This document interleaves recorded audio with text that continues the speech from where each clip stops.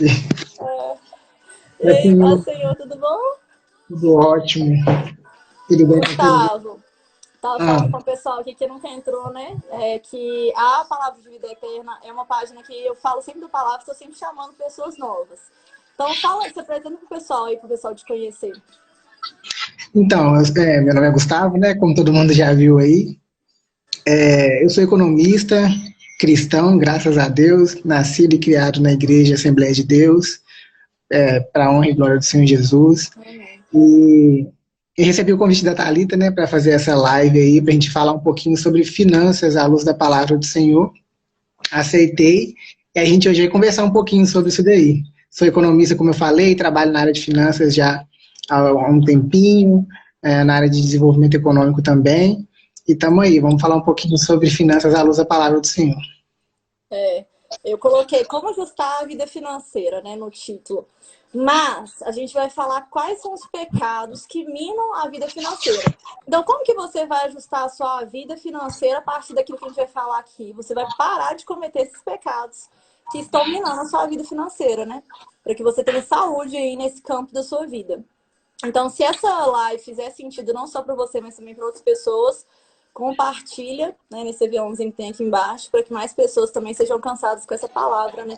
Que além de edificar na vida financeira, vai edificar na vida espiritual também, em nome de Jesus, né? É isso aí. Bom, vou ligar aqui para a gente começar o podcast e dar início à nossa live. Pronto. Pessoal entrando aí, né? Aqui, ó, então vamos começar sobre os pecados, né? Vou listar todos os pecados aqui e a gente vai falando aos poucos sobre cada um, né, Gustavo? Isso, vamos embora, vamos lá. Então vamos lá. Quais são os pecados que vão minar a sua vida financeira? Pra você não cometer mais. É a pressa, a avareza, falta de prazer no trabalho, ira contra a riqueza, cobiça e inveja, preguiça e orgulho. Então são 7 pecados aí que minam a sua vida financeira. E agora você vai entender um pouco sobre cada um deles e como não cometer mais isso na sua vida. Vamos falar um pouco sobre o primeiro pecado, né? E a questão do pecado, Gustavo, eu estava até pensando sobre isso, que todo pecado ele traz morte, né? Isso, E aí, o pecado não traz só a morte espiritual. A gente pode ver aqui que esses pecados traz também a morte no nosso campo financeiro, que é tão importante, né, nessa vida que a gente vive, que assim, no plano, né, real, que a gente precisa comprar as coisas, a gente precisa adquirir, a gente precisa ter uma casa, a gente precisa pagar conta, precisa dar o dízimo também, então a gente precisa se planejar financeiramente para todas essas coisas, né? exatamente.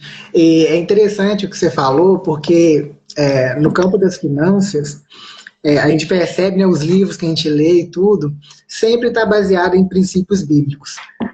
A lei da semeadura é o principal deles. Isso tudo tem a ver com finanças. Como você falou, o pecado mata, né? O pecado traz a morte. E na área financeira, quando a gente vai olhar finanças à luz da palavra do Senhor, esses pecados aí que você citou, que a gente vai falar um pouquinho sobre eles hoje, e existem outros também, aqui a gente pegou os principais, né? Aquilo que é mais prático do nosso dia a dia, que é mais fácil da gente entender e compreender. Esses pecados, eles acabam que coloca a gente, nos deixa num estado de estagnação.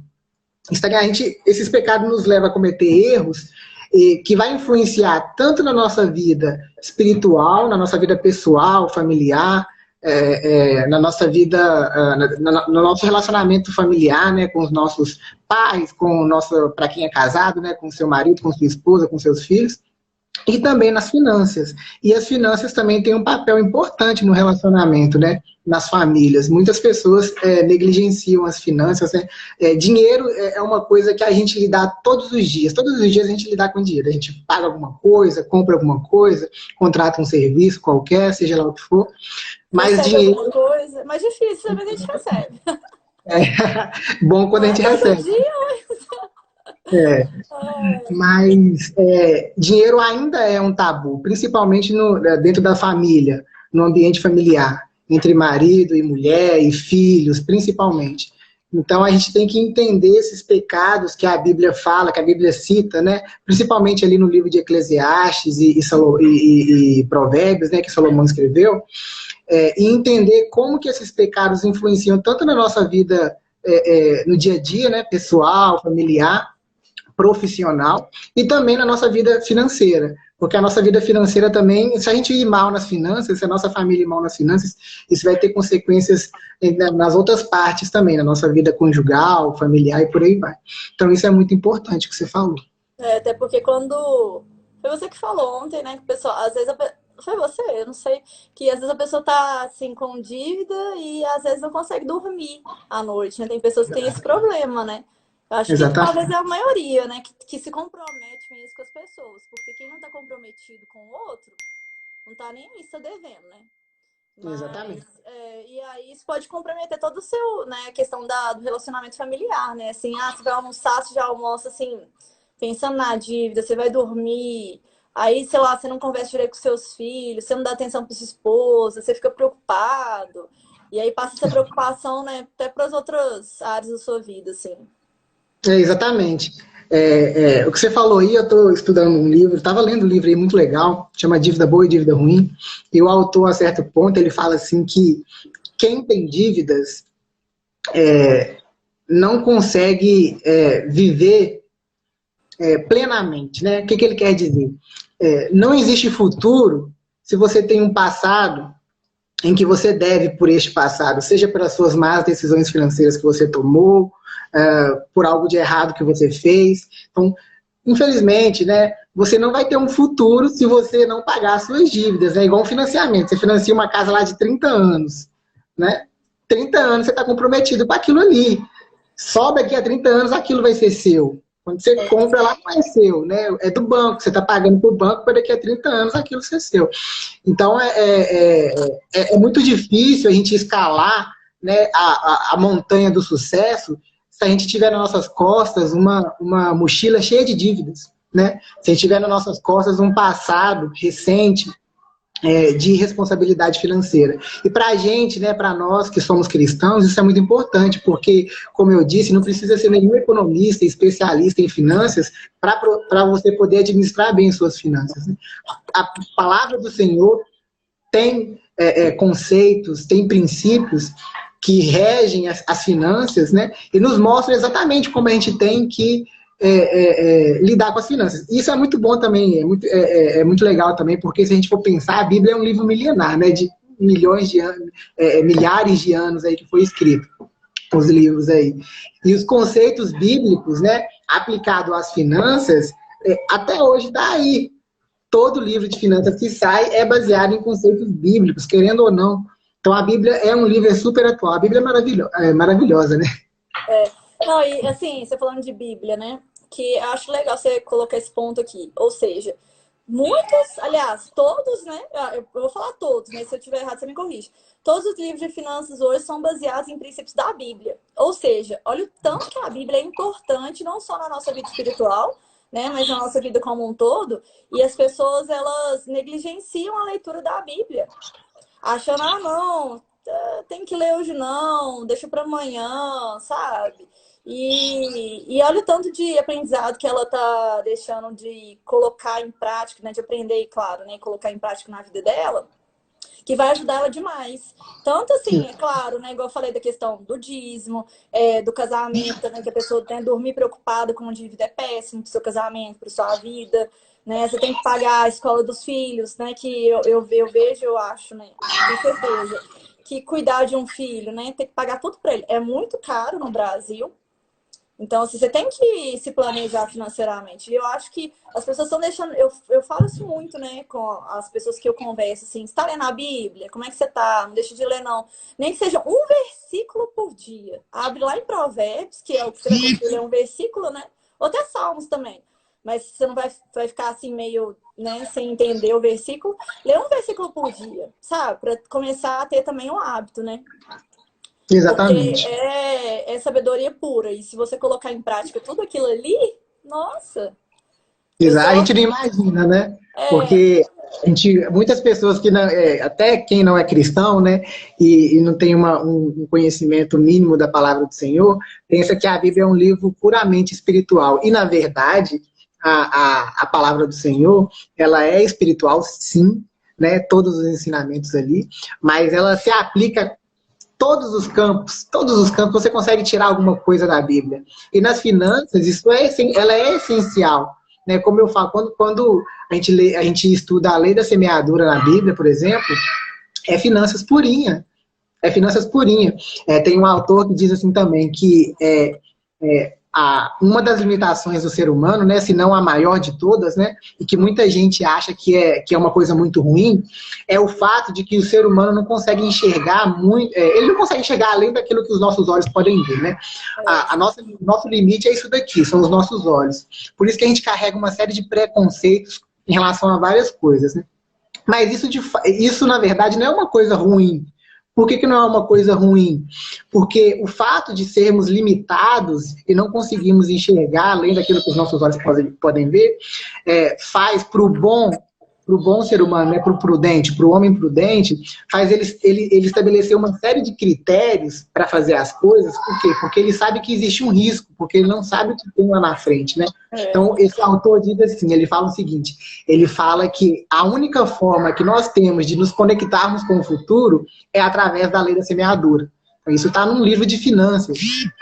Então não existe outra forma. Aquilo de você sabe, tem gente que fica procurando saber o futuro, né? No mercado financeiro, por exemplo, a gente fica o dia inteiro estudando para saber o que vai acontecer com um ativo, com uma ação e tudo mais. Mas não tem como, cara. É só você plantar boas sementes que você vai colher boas sementes. É a única certeza que você tem, né? Se você plantou banana, você vai colher banana, você vai colher maçã. Então não adianta a gente ficar, às vezes, tentando, né, saber o que vai acontecer no futuro. Não. Essa limitação que Deus deu para a gente é perfeita. Por quê? Porque faz a gente estabelecer uma série de protocolos e critérios para tomar as nossas atitudes e tomar as nossas ações, porque a gente sabe que existe um risco, né? Porque a gente não sabe o que vai acontecer no futuro. A incerteza é o risco, né? E a pessoa que é prudente, ela se atenta a esse tipo de coisa. Mas o imprudente não. O imprudente vive a vida de qualquer forma e nas finanças da mesma maneira, né? Trata as finanças de qualquer maneira. E o resultado disso, como a gente estava estudando ontem lá na sala de aula, no seminário teológico, é que mais de 70% da população brasileira, e nesses 70% aí tem centenas, né, tem milhares de cristãos, né? No nosso país somos mais de 200 milhões de pessoas. Tem milhares de cristãos que estão com o nome sujo na praça, estão inadimplentes, estão carregando dívida, né? E isso é muito importante, porque principalmente para a gente cristão, por que isso está acontecendo? Será que a gente precisa, será que está faltando um pouquinho de meditação na palavra do Senhor? Porque a palavra do Senhor fala sobre isso, né? E a gente vai tratar a gente vai tratar desses pecados aí hoje, acredito que vai ajudar muita gente, né? Para refletir um pouquinho sobre esse tipo de assunto aí. Bom, então vamos começar com o primeiro pecado, que é o pecado da pressa. Olha o que diz lá em Provérbios 16:32. Melhor é o homem paciente do que o guerreiro. Ou seja, aquela pessoa que está apressada em ter sucesso, né? Exatamente. O que vai acontecer com ela, Gustavo? Antes, Thalita, de entrar no pecado da pressa, e tem a ver também, eu quero só falar uma coisinha aqui, que a página cristã, né? E é importante eu falar isso daqui, o que acontece?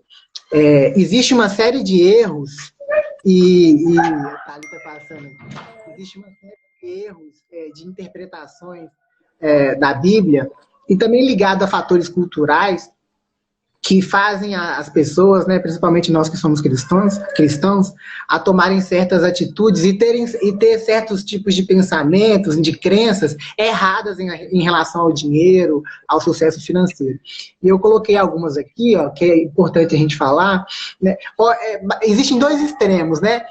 A gente tem pessoas e igrejas aí que ora tende muito para a teologia da prosperidade e ora tende muito para a teologia da miséria, né? São dois extremos. E uma das crenças aí que a gente pode falar, algumas crenças que a gente pode falar aí, que está muito ligada a interpretações errôneas de algumas passagens da Bíblia, que é acreditar que Deus tem a obrigação de dar bênçãos e riquezas a quem simplesmente frequenta a igreja ou faz ofertas maiores, né, mais generosas. achar que querer melhorar de vida é pecado ou sinal de materialismo, né? Quando não, querer melhorar de vida é ter ambição. Ambição não é uma coisa ruim, ambição é uma coisa boa, é querer Só se for crescer, em demasia que é ruim, mas isso aí vira ganância, tem, né? tem que ter um controle, né? Assim, um equilíbrio.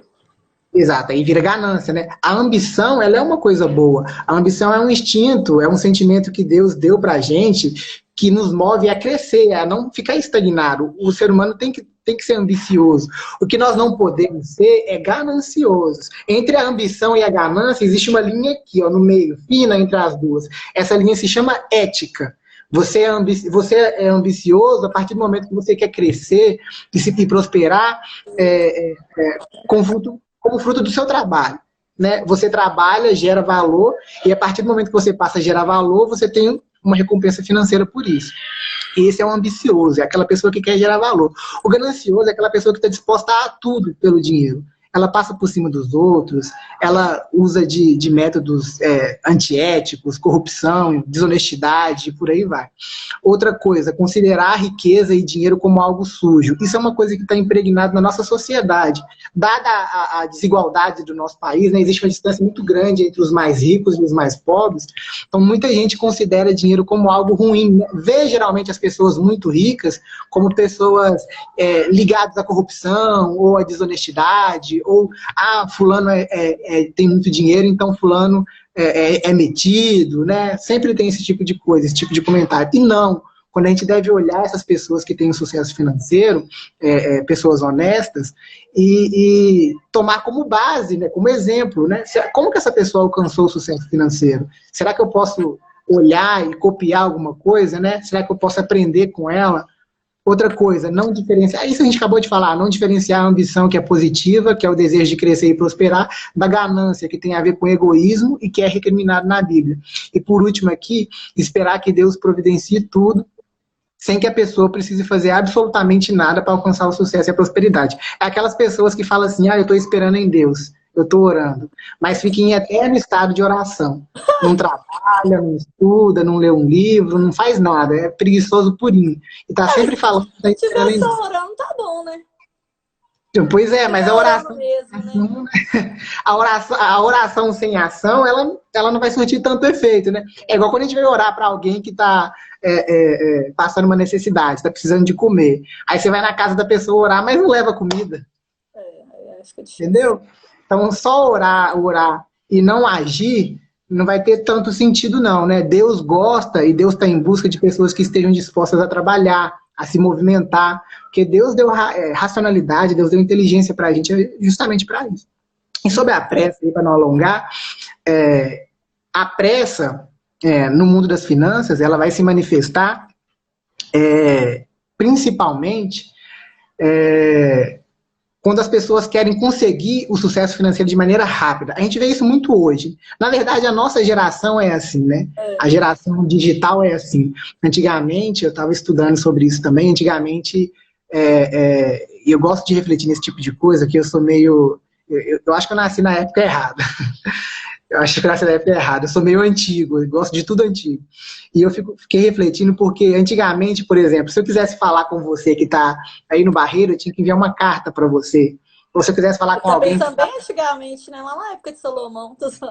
Não é nem tanto.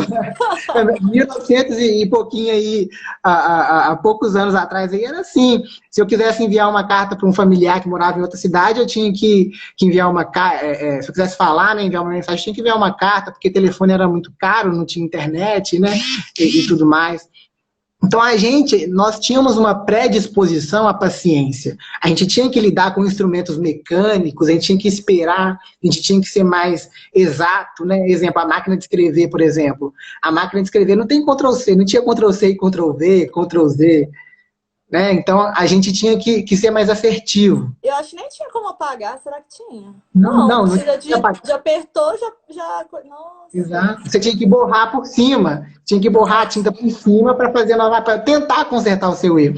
E tem duas coisas aí, porque você tinha que ser mais assertivo, né? Porque você não tinha como colar, apagar, enfim, fazer tudo de novo.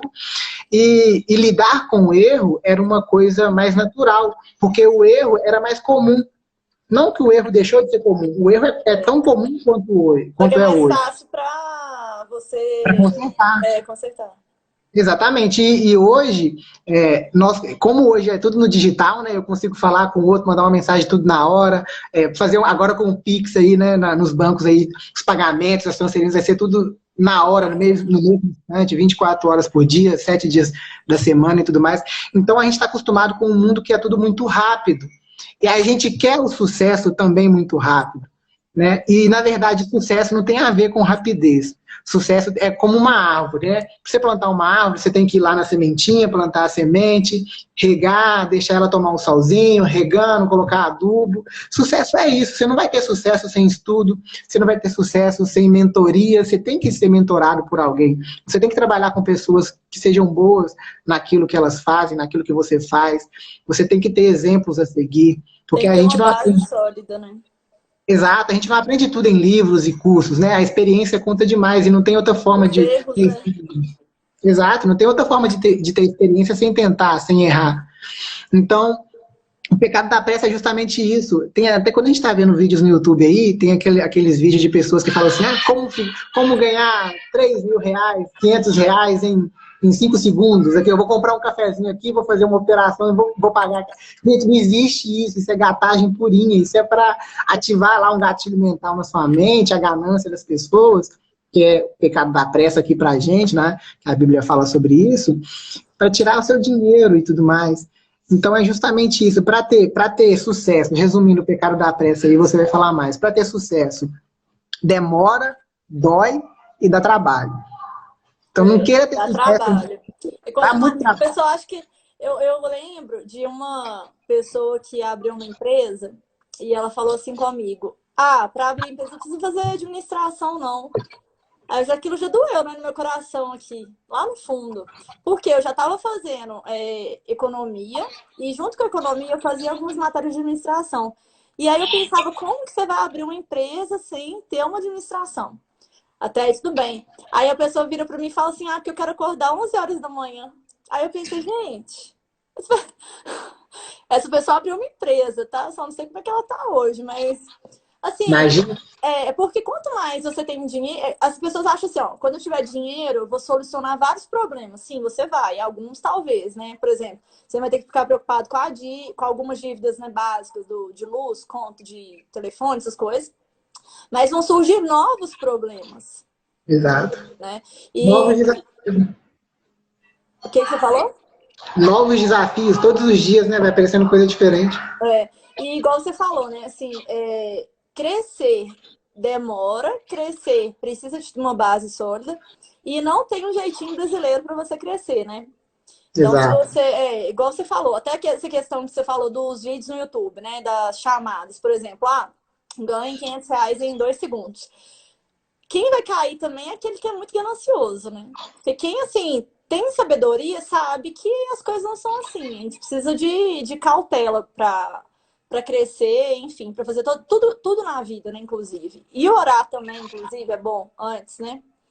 Agora, falando um pouco sobre sucesso, que você falou assim, a gente tá falando, você falou, na verdade, muito sucesso agora, e é bom a gente definir o que é sucesso, né? Porque sucesso não é só ter dinheiro, muito dinheiro em caixa, né? Sucesso é às vezes às vezes não, né? É ter um lar, é ter bons relacionamentos, ter um bom nome, ter uma reputação. Então, o sucesso ele vai além de ter muito dinheiro na conta. Até porque, às vezes, você tem muito dinheiro na conta, mas de forma ilícita. Então, você não está tendo sucesso, né? E lá na Bíblia também, em Provérbios 22:1, fala assim, ó, mais vale um bom nome do que muitas riquezas.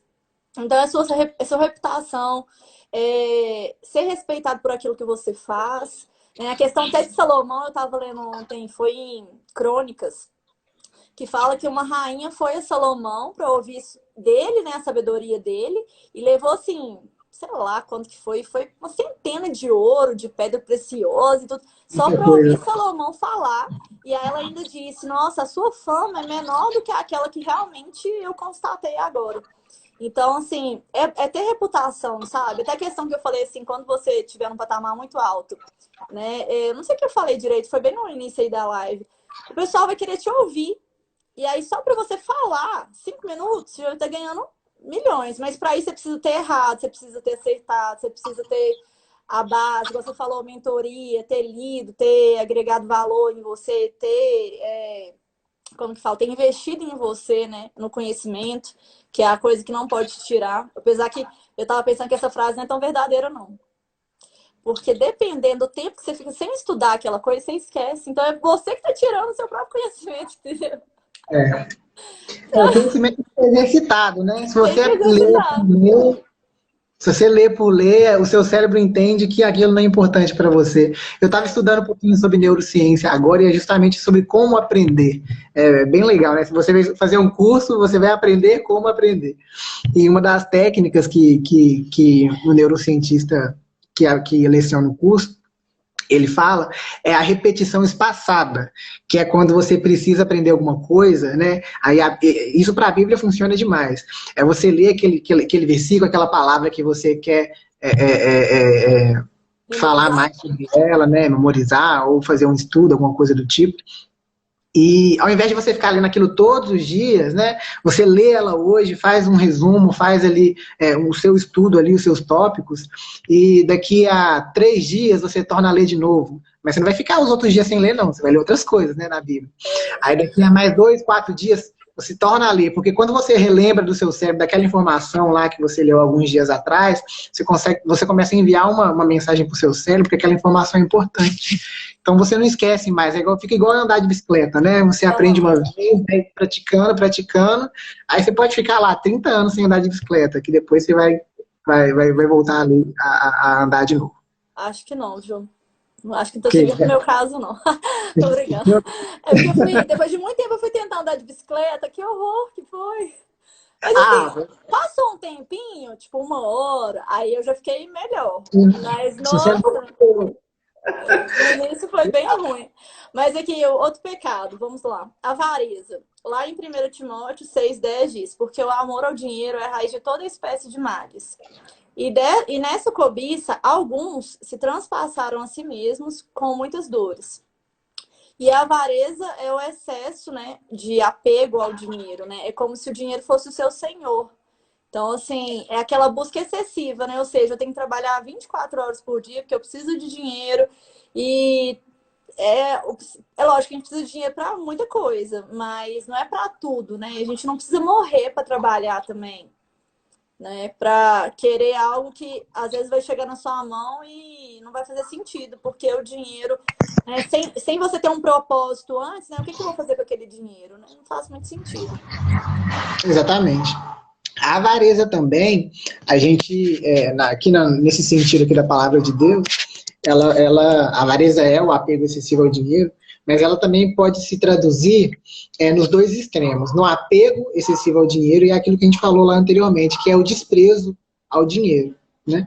Que tem pessoas que não têm responsabilidade nenhuma com dinheiro, parece que é o famoso clichêzão, né? Dinheiro não traz felicidade. E realmente o dinheiro não traz felicidade. Dinheiro compra facilidade, né? Compra uma série de coisas, né? De utilidades aí, mas dinheiro não traz felicidade. Só que o problema, né? É que a gente não vive só de felicidade. Não tem como a gente chegar lá no Santander, no Banco do Brasil, seja lá qual for o seu banco, né, com a sua fatura, né? No caixa lá e falar, toma, tá pago. Não tem como, né? Fazer de novo, ficou muito bom. Como não? A gente não paga conta com felicidade, a gente não paga conta de água, de luz lá para Copasa, para Semig, com um sorriso, né, com um aperto de mão. O dinheiro tem um espaço muito importante na vida da gente, tem uma importância muito grande na vida da gente, ele é essencial. Na realidade, a gente não faz nada sem dinheiro, a gente precisa do dinheiro para tudo. Você precisa do dinheiro para conversar, você precisa do dinheiro, né, eu estou conversando com você e com as outras pessoas aqui, eu tenho que pagar a internet. Celular, né? Exato. Eu preciso de comer, eu preciso de comprar, eu preciso de tomar água, eu tenho que pagar pela água que eu bebo. Então, o dinheiro, né, isso é um clichêzão aí, mas a gente tem que pensar por esse lado também. O dinheiro tem o seu lugar, a gente não pode amar o dinheiro, né? A Bíblia fala, tem gente que fala assim, né, que a Bíblia fala que o dinheiro é a raiz de todos os males. E isso não está na Bíblia, não. Está falando lá na Bíblia que o amor ao dinheiro é a raiz de todos os males. Então está falando justamente da avareza. falando da avareza aqui. O dinheiro não é a raiz de todos os males. Porque tem gente que fala assim, fulano ficou rico e fulano agora ficou metido, tá fazendo mal para os outros aí. Na verdade, Gustavo, a minha teoria é essa pessoa sempre foi assim. O dinheiro Exato. sabe? Aliás, o dinheiro não só, ela sempre foi assim, só que como ela estava às vezes numa posição mais baixa que a outra, ela não, sabe, não mostrava aquilo que de fato ela era. O dinheiro não vai mudar quem você é de fato, sabe? É O claro dinheiro que só vai potencializar, né? É claro que às vezes pode ser que você cresça de uma forma muito rápida e, sei lá, você tem que tomar decisões e, sabe aquela coisa, aquele processo que é muito rápido? Por exemplo, você ganhou uma herança de 1 milhão. Aí pode ser que alguma atitude sua seja diferente, enfim, porque muda toda a sua vida, né? 1 milhão de reais para quem não tem nada, eu falo nisso. Mas nesse sentido, assim, ele se tornou assim, não acho assim, entendeu? Só potencializou mesmo e ele mostrou aquilo que de fato ele era. Exatamente. O dinheiro vai potencializar quem você é. É igual você falou, né? E a gente vai falar mais um pouco mais para frente aqui de outros pecados. Para você lidar com dinheiro e muito dinheiro, né? Para você lidar com sucesso financeiro, com a riqueza, né? Vamos falar de riqueza. Você precisa ter o quê? Sabedoria. Primeira coisa é sabedoria, humildade e maturidade. Aí entra justamente no que você falou, né? Aquela pessoa que recebe uma herança ou que tem a sorte grande aí no investimento, né? Seja ele qual for.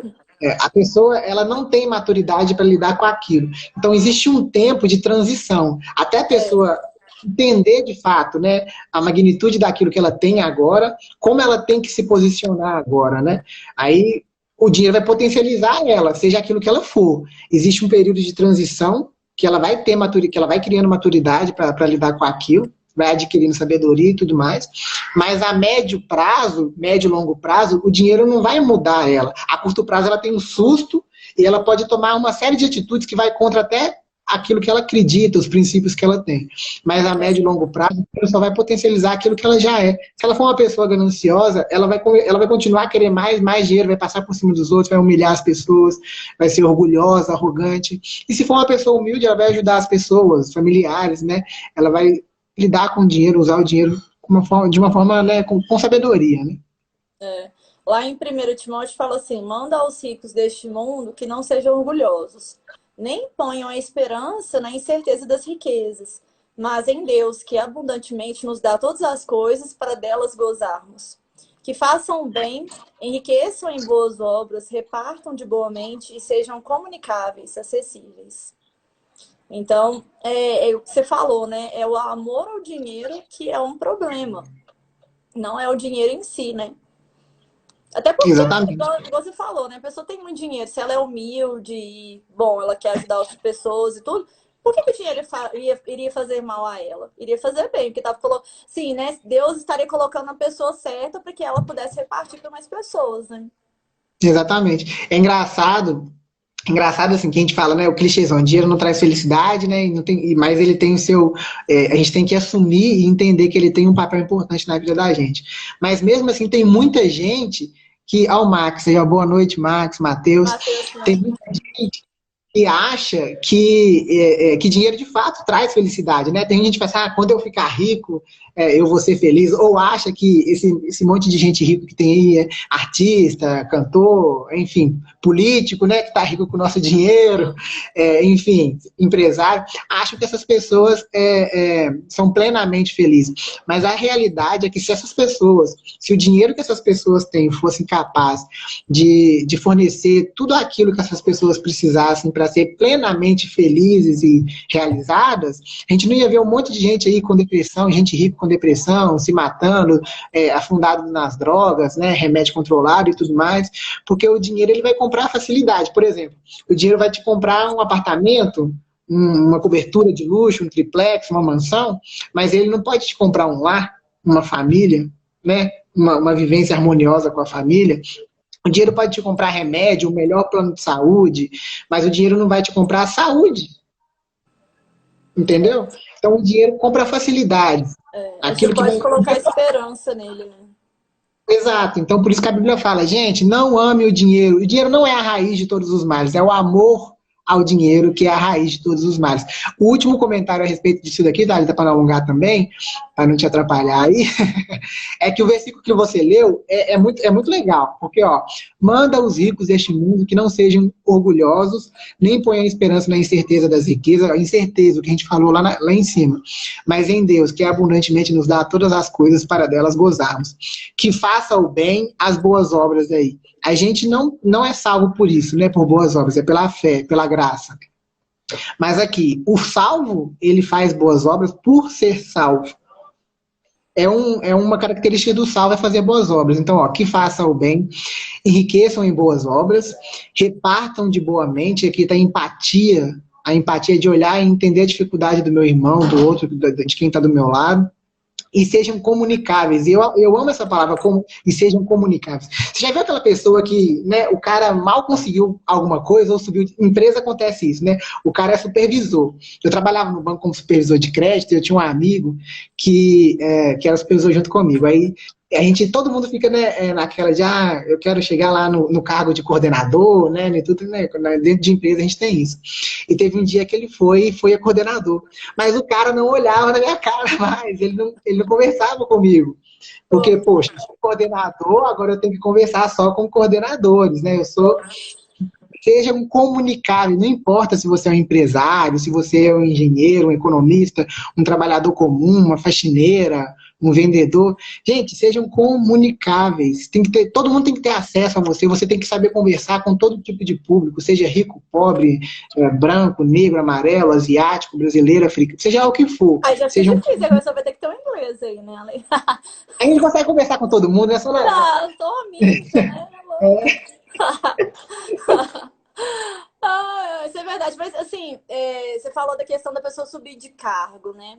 Mas não só as pessoas vão colocar assim uma posição mais alta ou mais ricas, que são assim, tem muita pessoa que é pobre, que não tem nada e que tá lá com o nariz em pé, se achando, né? Então, assim, a gente tem que olhar para isso também, né? Porque senão a gente fica só, igual você falou, até do político também. Político que ganha dinheiro nas nossas custas. Mas não deve ser todo político, né? Eu acredito que não, né? Acredito, não sei. A Eu não gente quer sei. Não sou acreditar que desse não. mundo, eu não sei. Mas eu acredito que não, né? Deve ter gente honesta também, né? Claro, com certeza tem gente honesta. Daquelas. Inclusive, vote em fulano, tô zoando. Inclusive, gente, meu número é 30. A gente tá brincando, viu? Mas se quiser votar, Digita 30. O outro pecado seria o terceiro, é o pecado da falta de prazer no trabalho, né? Lá em 1 Tessalonicenses, capítulo 5, versículo 16, diz: regozijai-vos sempre. Ou seja, né? Tenha prazer por aquilo que você faz, né? Por aquele dia que o Senhor te deu para poder fazer algo, né? Por alguém, ou, né, no caso, seu trabalho, né? Que é algo pela sua empresa e também pela sociedade, né? Não só o seu trabalho, eu acho que aí também, falando de trabalho, né? Entra o trabalho também de servir os outros. Às vezes, o trabalho de você fazer um almoço, o trabalho de você arrumar, sei lá, sua casa, o trabalho lá na sua empresa, sabe? Tudo isso, assim, fazer de boa vontade, assim, ter prazer naquilo, ter prazer em servir o próximo, ter prazer. E uma coisa, falando em prazer no trabalho, é que isso é uma dúvida, talvez, de muitos adolescentes, assim, muitas pessoas que querem fazer uma faculdade. O que eu ouço já me fizeram essa pergunta, inclusive, algumas pessoas sabem que eu sou economista, e uma menina perguntou, olha, eu queria fazer economia porque eu sei que dá dinheiro. E aí? Falei, bom, primeiro que não dá dinheiro. Igual, eu não fiz a faculdade e tô recebendo, sei lá, R$1.000 na minha conta. Então não tá dando dinheiro, né? Sim. Também não. Aí vote aí nele. Vota aqui, ó, 30.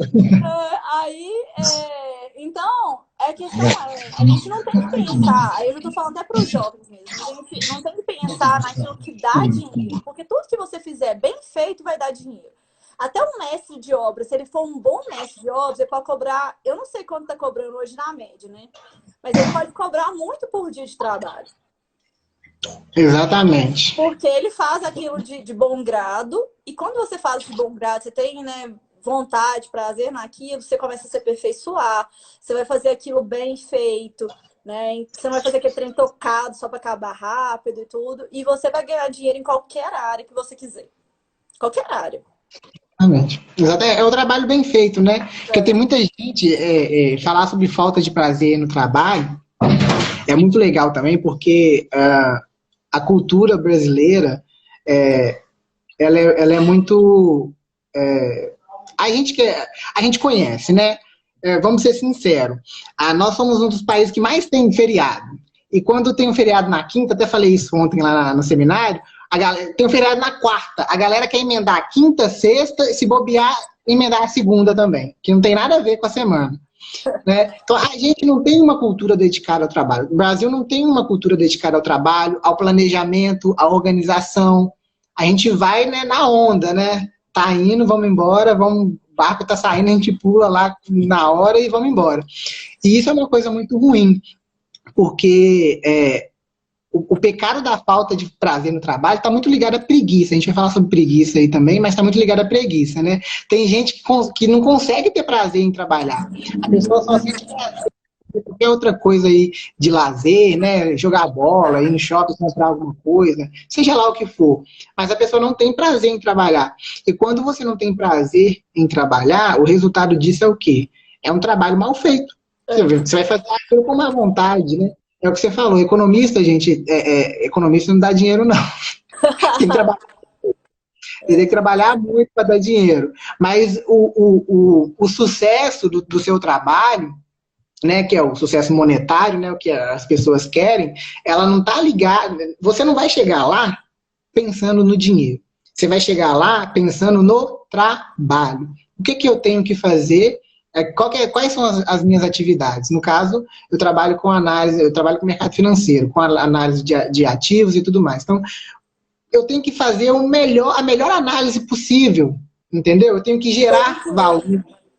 Tem que gerar valor. Então, se eu preocupar em gerar valor, em ser o melhor, e aqui tentar ser o melhor, não é tentar ser emitido ou melhor do que os outros, não. Não, é em questão da qualidade do seu trabalho, né? Tenta ser o melhor profissional do seu escritório, tenta ser o melhor profissional da sua empresa, porque aí você vai estar oferecendo à empresa, aos seus clientes, uma qualidade no seu trabalho. Você vai estar gerando valor. Vai estar gerando valor. E gerar valor é o que vai te proporcionar um maior ganho financeiro. Se você não gerar valor, se você não resolver os problemas que a sua instituição precisa resolver, né?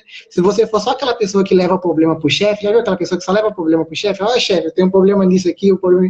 Não, você tem que ser o cara que soluciona os problemas, né? Quando você levar um problema para o seu chefe, leva o problema, mas já leva a solução junto.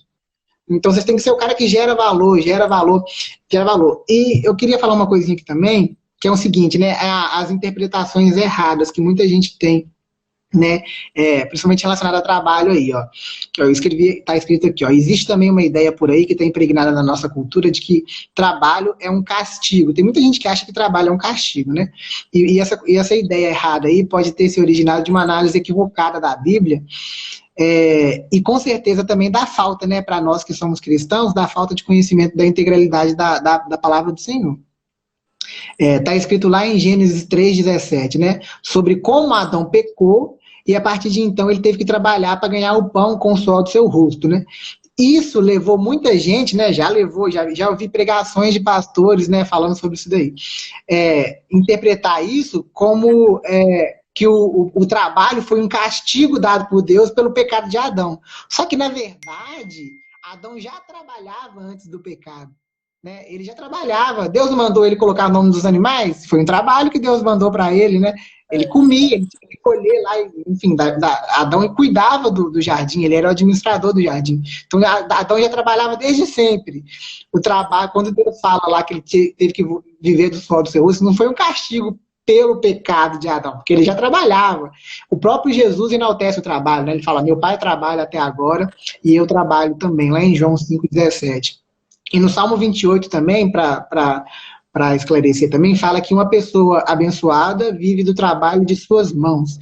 Então, a gente trabalhar tem até um caráter social importante, o trabalho tem uma função social importante e uma função psicológica também importante. Você pega o cara que está desempregado, que tem família, o cara entra em depressão, né? O desemprego tem um efeito psicológico tremendo na cabeça, na vida das pessoas. Então, o trabalho tem o trabalho, né, a gente sempre escuta, o trabalho enobrece. De fato, o trabalho enobrece a alma.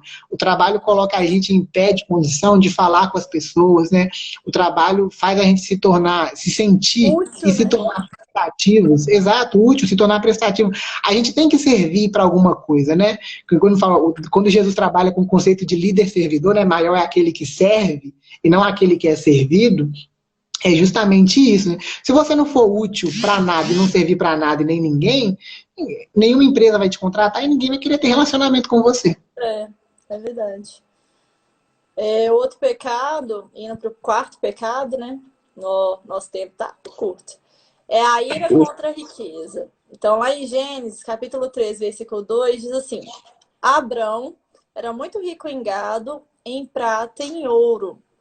Então, às vezes a gente pensa que o sucesso, né, o desejo pelo sucesso financeiro, ele é símbolo de materialismo. Você pode até explicar essa parte aí pra gente, né, Gustavo, sobre essa origem que veio da doutrina católica. Explica pro pessoal aí um pouco. Exatamente.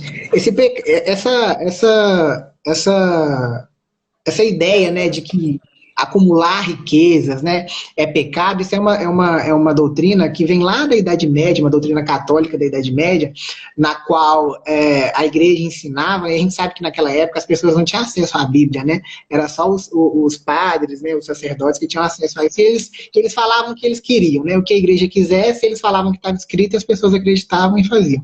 Mas existia essa doutrina, né, por centenas de anos, de que acumular todo o dinheiro que você acumula, você deveria doar ou dar para a igreja, porque o ser humano está na Terra, no caso era prata e ouro, né, naquela época, né, porque o ser humano está na Terra unicamente para pagar pelos seus pecados, né? O ser humano não pode enriquecer, não pode gozar dos frutos, né, dos bons frutos do seu trabalho e tudo mais, não pode acumular riqueza. E por trás disso, a gente sabe, né, que existia toda um interesse, né, da realeza, existia um interesse da própria cúpula da igreja romana e tudo mais. Isso começa a mudar a partir da Reforma Protestante, quando os reformadores, até antes da reforma, né, que teve outros reformadores aí, mas é justamente a partir da reforma protestante ali por volta de 1500 que isso muda, com a nova interpretação protestante de que toda riqueza que o ser humano tem ou acumula, né, desde que esteja tida e acumulada com o fruto do seu trabalho, aí entra a valorização do trabalho, né, do trabalho da pessoa, né, do trabalho no suor das suas mãos.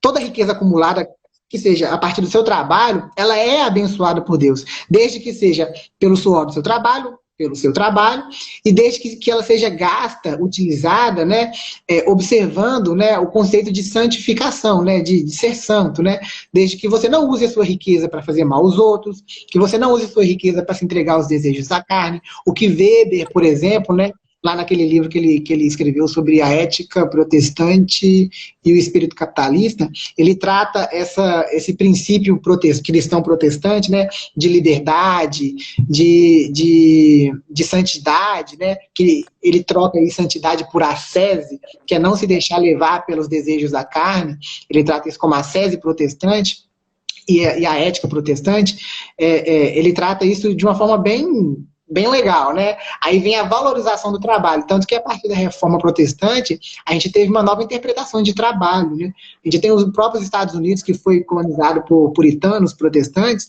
você vê como que o americano tem uma cultura dedicada ao trabalho, é até excessiva, né? Mas eles são altamente produtivos, né? O tempo para eles vale mais do que qualquer outra coisa. E nós, que carregamos aquela herança católica, a gente tem essa cultura, né? É cultural, a gente é meio preguiçoso mesmo. A gente tem que vencer isso. A gente tem que vencer isso. Esse é o pecado da preguiça. A Samira disse assim que as pessoas lá na empresa dela às vezes reclamam muito, não levam uma solução, e isso deixa até outros funcionários desmotivados, né? É verdade. E quando o funcionário não traz um valor para a empresa, ele não serve para estar na equipe. É fato, né? Na verdade, ele tem que agregar algo, né? E essa questão que você falou, assim, de até então a visão, né, era disseminada, era de que o dinheiro, ele era ruim, né, ele era um pecado, e isso fazia com que as pessoas ficassem desmotivadas também até a trabalhar, a procurar melhorar, né, naquilo que fazia, porque não nem fazia sentido, né, você ganhar dinheiro para dar para os outros, né? É, Exatamente. até uma questão de você olha para a motivação clara, né? Assim, por que eu vou trabalhar se o meu dinheiro tem que ir para outra pessoa? Então, ela que se esforce, talvez, né? Eu não vou me esforçar. Até questão de olhar também para umas economias que pensam que se o dinheiro for igual para todo mundo vai trabalhar da mesma forma. Não vai, não. Não. Infelizmente não, né? Não é felizmente não. Mas o sistema capitalista é bom nisso, porque cada um ganha aquilo de acordo com o seu trabalho, né? Então as É pessoas se meritocracia. esforçam mais para ganhar mais, para ser reconhecidas, enfim. É a meritocracia. E assim, essa série de preconceitos, né, contra a riqueza, ela pode ser assim fatal, né, para a economia como um todo. E também olhando também para essa questão dos pecados, né? Leva a gente às vezes até a ter preguiça, né? Tipo assim, não vou fazer não, vou trabalhar não. Uhum. Tá, vamos supor, hoje a gente está com um tempinho de chuva aqui, né, aqui em BH. Tem uma turma que levantou hoje aí, olhou para o céu e falou, ixi, deixa eu tentar arrumar aquele atestado ali, né? Ah, não, aí não. Olha o pecado aí. Aí já é o pecado da preguiça e da mentira, né? É verdade. E Mas aí sobre isso a também, questão dos preconceitos também contra a riqueza, né? Tá ligada ao indício de desonestidade e corrupção, né? Que foi o que você falou antes, né? exato. Você tinha bolado isso bem no começo, né? Que às vezes você olha para a pessoa que está lá no alto e pensa que ela chegou lá porque ela roubou, porque ela cometeu ilícitos, enfim. E nem sempre é isso, né? A pessoa poupou muito na vida dela, né? Eu tava conversando com a minha mãe isso, porque eu tava falando do meu pai. Meu pai, ele tinha essa cultura, assim, ele guardava muito. E aí eu falei, nossa, isso é difícil de fazer. Às vezes você quer comer um iFood, né? Não Brincando. é? Se comprar É eu, difícil, mas se você guarda mais do que gasta, com certeza você vai crescer, entendeu? Vai ter mais que os outros, assim, né? Que a exatamente. maioria que eu falo, né? Que tá gastando mais que deve. Exatamente. E é importante a gente falar também, Thalia, sobre isso, sobre essa questão aí, é o que eu falei lá em cima também um pouquinho, sobre a desigualdade no nosso país, no Brasil, ela deixa isso bem acentuado, essa questão aí, né? Porque existe uma, uma lacuna, um espaço, uma diferença muito grande entre os ricos e os pobres no Brasil. Você vê do lado de uma favela um prédio com chique, né, de alto padrão, mas atrás tem uma favela. Né? Então, a desigualdade no Brasil ela é bem aparente, ela está à mostra para a gente ver todos os dias aí. E isso acaba, né, voltando lá aquele conceito antigo lá, né, de Karl Marx, né, da luta de classes. Né? A gente está vivendo isso hoje, a gente está vendo protestos lá no Chile lá, que está culpando basicamente todos os problemas do mundo na elite. Né? Mas que elite é essa? Né? E a gente tem que entender que essa desigualdade ela é consequência de aspectos culturais, né? A desigualdade no nosso país, ela é herança de uma colonização fracassada, uma colonização totalmente errada, né? De exploração, e de privilégios que vêm desde sempre da nossa colonização. No Brasil, a gente tem poucos privilegiados que recebem muito, né? E tem uma turma que não consegue nem um pouquinho, assim, tem um bolo desse tamanho, muitos levam para casa um pedação do bolo, e tem uma turma, né, que é a maioria, que leva um pedacinho bem pequenininho dessa fatia do bolo. Então, essa A ira família contra a foi riqueza, uma. Pode pode falar. falar. O que eu ia falar é isso, essa ira contra a riqueza, né, está muito ligada a exatamente isso, né, a desigualdade, as pessoas se sentem assim, acham que é impossível subir na vida, né, mas é uma coisa que você falou também que é importante, é o seguinte, quando a gente vê uma pessoa que tem muito dinheiro, a gente acha que fulano chegou lá assim, mas, cara, não tem empresário que teve sucesso, né, na sua empresa, que não teve mais 4 ou 5 empresas que quebraram anteriormente, então o cara foi ficar rico mesmo, com 40 e poucos, 50 anos, que deu certo, né? Que de fato deu certo, que ele já acumulou uma experiência e tudo mais. Então, é o que a gente falou lá em cima, né? Sucesso dói, demora e dá trabalho. Ô, Gustavo, a gente está com o nosso tempo restrito. Mas a gente vai terminar de falar sobre esse assunto aqui. Se você, né, me der essa honra de aceitar de novo um convite para uma próxima live para a gente terminar esse assunto, porque se a gente falta falar de de mais 3 pecados, né, que minam a nossa vida financeira. Eu creio que falar isso de forma rápida nem dá tempo primeiro, porque são 3 minutos aqui que nos resta. E seria importante abordar eles num outro momento, assim, né? Falar mais de forma simples, né? E também cheio de detalhes que eu acho que vale a pena, pessoal. Antes de a gente terminar esse Isso. assunto sobre esse pecado, a Samira fez uma pergunta. Ela perguntou se a pessoa tem dificuldade de guardar, mas se ela prefere investir em vez de guardar, ela tá errada?